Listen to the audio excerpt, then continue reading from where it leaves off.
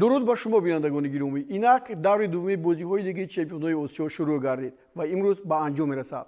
برنامه امروزی خود را با این موضوع می‌بخشیم. استقلال تاجیکستان در قطار دیگر بهترین دسته‌های کشورهای این منطقه در دور دوم به دیدار دسته النصر عربستان سعودی آمد. پیش از همه از سبب وضع اولیوی با دسته همراه نشدن سرمربی ایگور چریوچنکو مخلصان را در تشویش گذاشت.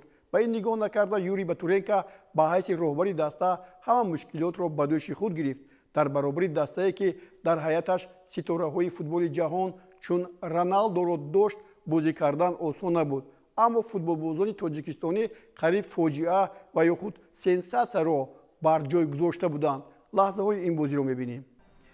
کریستیانو رونالدو، ما آرزو داشتیم که این فوتبالبازی نامی و ستاره جهان در مقابل دسته تاجیکستان بازی کند و اینک وقتش هم فرا رسید.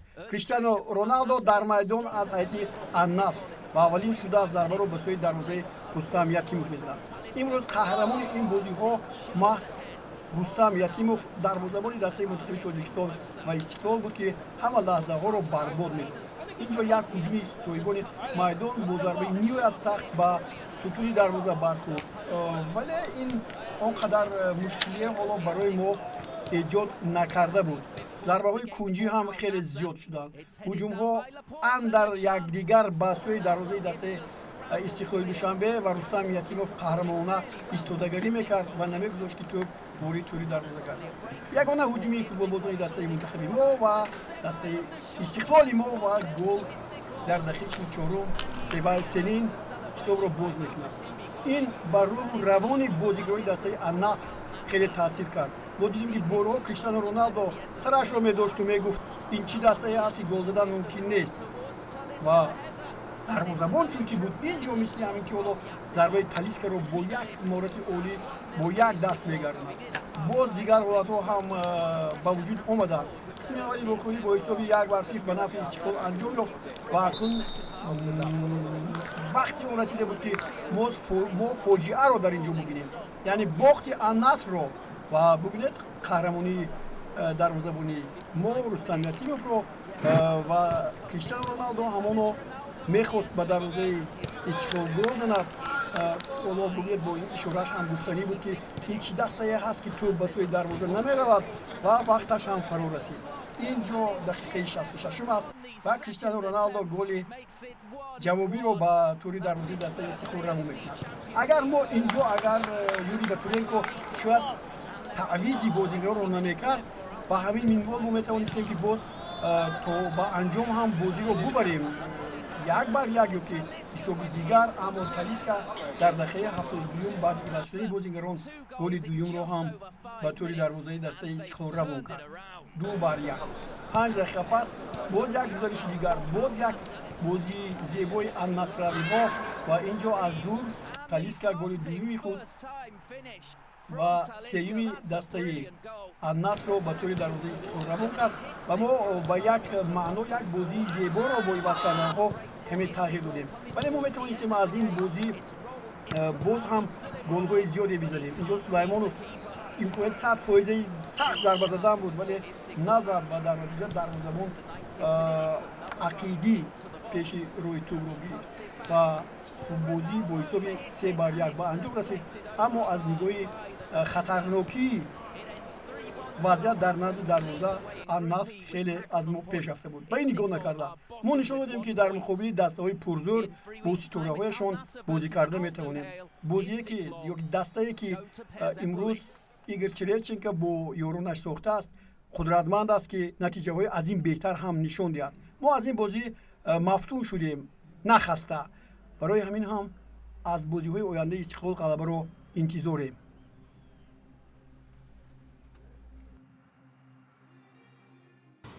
Хочу поздравить, во-первых, команду хозяев с победой, заслуженной победой, с хорошей игрой во втором тайме, с очередным голом Роналдо я хочу поздравить.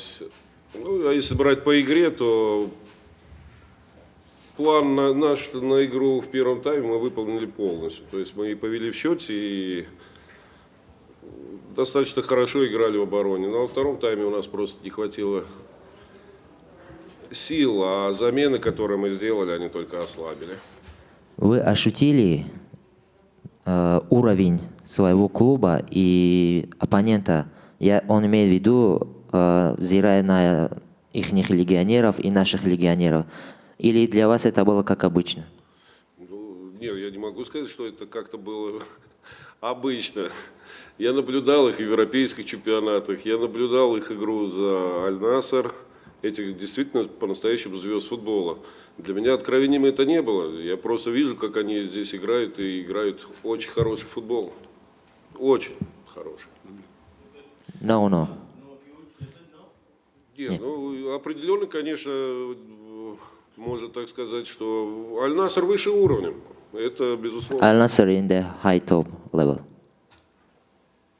дар ин гурӯҳ персиполис баъди бохташ дар даври аввал аз ан-Наср дар шаҳри Теҳрон, дар даври дуввум қасдашро дар сафар аз ад-Дуҳай гирифт.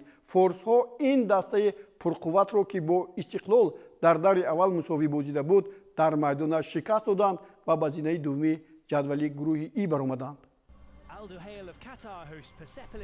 баъди он ки дастаи персиполис дар майдонаш бозиро дар даври гузашта бохта буд аз дастаи ан-Наср ва ин ҷо бо ҳисоби 2-0 буд ва персиполис ҳам акнун худро ҳамчун як шери дар майдон буда эҳсос кард ва ҳуҷумҳои пайдарпайи ин дастаро мо дар ин вуқӯъ дидем.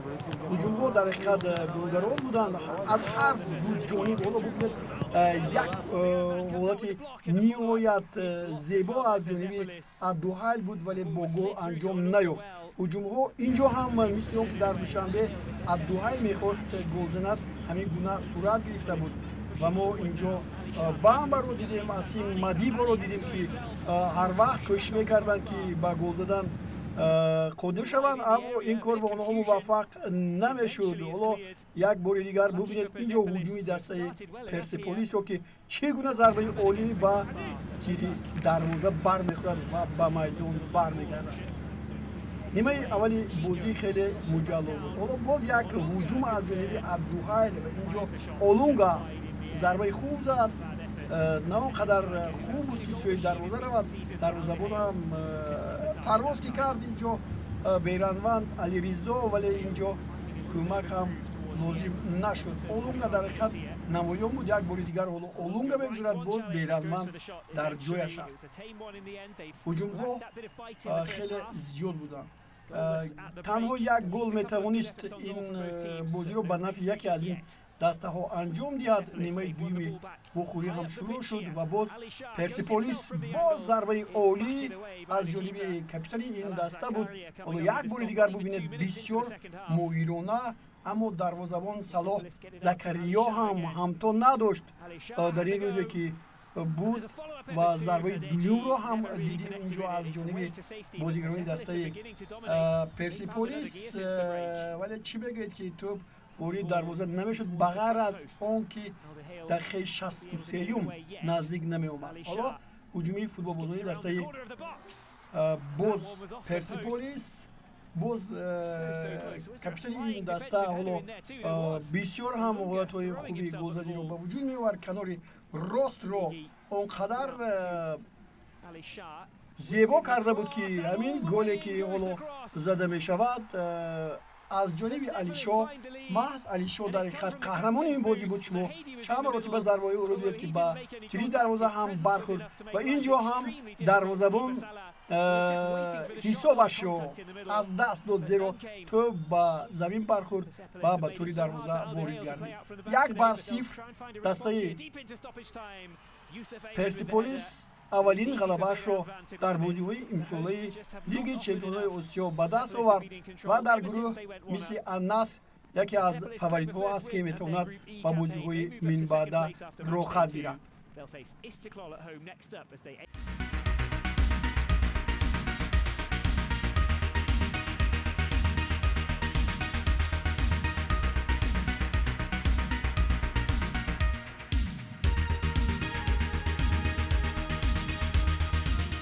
дар гурӯҳи А Лиги Чемпионҳои Осиё Пахтакори шаҳри Тошкан дар бозии дуввумаш ҳам имтиёзе ба даст оварда натавонист. Алфеҳи Арабистони Саудӣ Пахтакорро бо ҳисоби 2-0 мағлуб кард. дар ин гурӯҳ Ал-Айни Амороти Муттаҳидаи Араб бар аҳли Туркманистон ғалаба ба даст овард. туркманҳо бозии ниҳоят пуршиддатро барои соҳибони майдон пешниҳод карданд. лаҳзаҳои ин бозӣ ҳам дар дасти мост. дар гурӯҳи А ду дастаи Осиёи марказӣ ҳаст. яке пахтакор буд ки Ал-Айн дар бозии аввал бо ҳисоби 3-0 дар майдонаш дар Ӯзбекистон дар варзишгоҳи Бунёдкор мағлуб шуда буд. бо пирӯзии соҳибони майдон ба поён расид. дар ин гурӯҳ пахтакор аз дастаи Феҳа бо ҳисоби 2-0 мағлуб шуд ва ҳоло ягон имтиёз надорад. Аҳал дар ҷойи дуюм аст. Ahal can take pride in the fact that they kept going and are still in contention in the group. Final score, Al Ain 4, Ahal 2.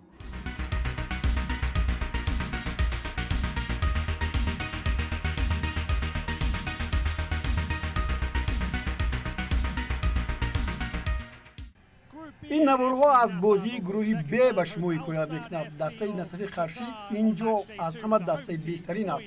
агар Насафи Қаршӣ дар бозии аввалаш бар Алфайсали Урдун бо ҳисоби 1-0 дар сафар ғалаба карда бошад, пас дар бозии хонагиаш бо Асади Қатар, яке аз беҳтарин дастаҳои Қатар ки ба инҷо омада буд, бозии бисёр ҳам муҷалло нишон дод. футболбозони дастаи Насаф ҳоло бо пироҳанҳои кабуд дар майдон ҳастанд ё ки сиёҳ ки инҷо менамояд пайваста дар хати ҳуҷум буданд. метавонистанд дар ин бозӣ голҳои аз ҳама бештар зананд, вале тавонистанд ҳисобро дар Final score, Nasaf 3, Al Sadd 1.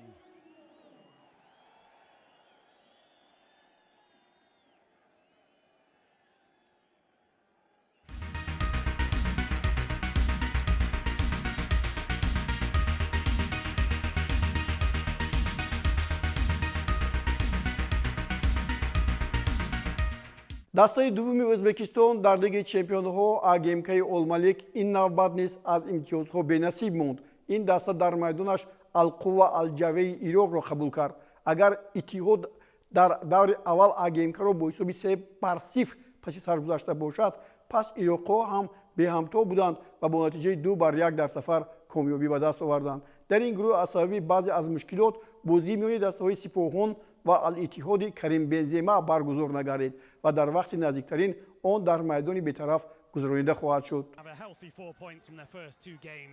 Final score, AGMK 1, Air Force 2.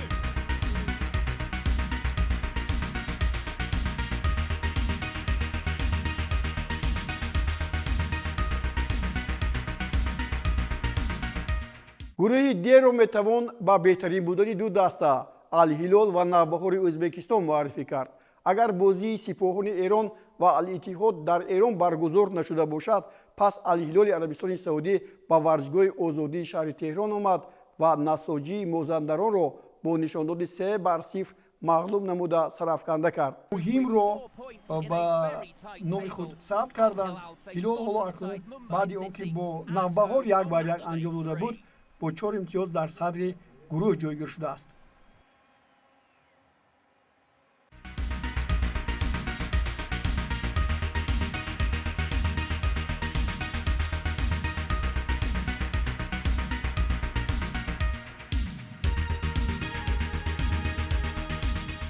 дар гурӯҳи Ф Лигаи Чемпионҳои Осиё бозиҳои даври дуввум имрӯз гузаронида мешаванд. Бангкок бо Чонбук Ҳундай ва Кичи бо Лион Сити Қувва меозмӯянд. дар гурӯҳи Ҷ бошад, Ичхон Юнайтеди Кореяи Ҷанубӣ баъди ғалабаи калон бо натиҷаи 4-0 мавқеашро дар зинаи аввал мустаҳкам кард.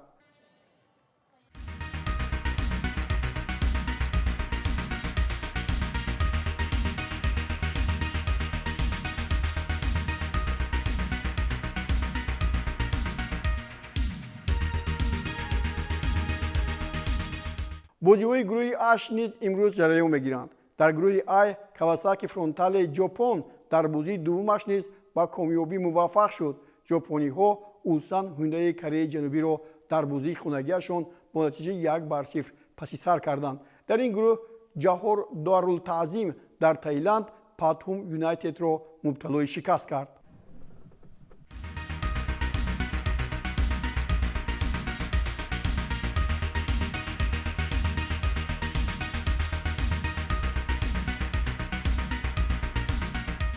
ба ҳамин тартиб дар гурӯҳи Ҷ ҳам бозиҳои даври дуввуми Лиги Чемпионҳои Осиё امروز گذرانیده میشوند. در این برابر پگاه 5 اکتبر دسته رفشانی کلوب در سفر بازی دوری دوم جام کنفدراسیون فوتبال آسیا را با دسته التین اسیر ترکمنستان میگذراند. با آرزوی کامیابی به دسته رفشانی کلوب برنامه امروزی فوتبال آسیا را به پایان میرسانیم. باقی صحتمند و پیروز باشید. خیر تا بازدید. خود را احتیاط کنید.